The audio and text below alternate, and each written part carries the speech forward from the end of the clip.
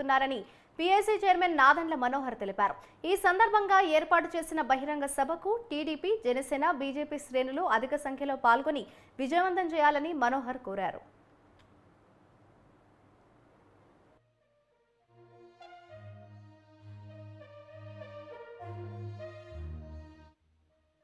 నమస్కారం అండి.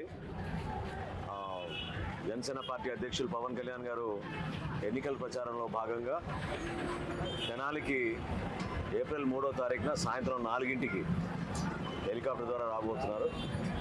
సో మొట్టమొదటి కార్యక్రమం ఆయన పిఠాపురంలో 3 రోజులు నిర్వహించుకొని దాని తర్వాత తెనాలికి ఈ ప్రాంతానికి మొట్టమొదటిసారి ఎన్నికల శంఖారావం ఒక విధంగా భవిష్యత్తులో ఏ విధంగా Telugu Desam party, Janasena party, Bharatiya Janata party మేము చేయబోయే అనేక కార్యక్రమాల గురించి, ఉమ్మడి ప్రణాళిక గురించి, రాజకీయ వ్యూహాల గురించి, అదేవిధంగా ప్రత్యేకంగా ఈ అమరావతి ప్రాంతంలో మేము చేయబోయే అభివృద్ధి కార్యక్రమాలు, అటువంటి ప్రణాళిక దేనికైతే మేము సిద్ధమయ్యామో, ఎందుకోసం ఈ ప్రాంతం కోసం అమరావతి రాజధాని ఈ ప్రాంతంలోనే ఉండాలో అనే విషయం పైన కూడా మేము పోరాడాము.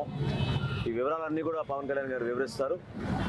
ప్రత్యేకంగా ఆయన్ని మనం ఈ సందర్భంగా గుర్తుపెట్టుకోవాలి. ఎందుకంటే సత్తెనపల్లిలో జరిగిన జనసేన పార్టీ బహిరంగ సభలో ఆ రోజున ఉమ్మడి గుంటూరు జిల్లా వ్యాప్తంగా 231 మంది రైతులకి, కుటుంబాలకి ₹1,00,000 చొప్పున వాళ్ళకి ఆత్మహత్య చేసుకున్న రైతు కుటుంబాలకి 2,31,00,000 రూపాయలు ఆ రోజున ఆయన నిధులు సమీకరించి మేము అందరికీ పంచాం.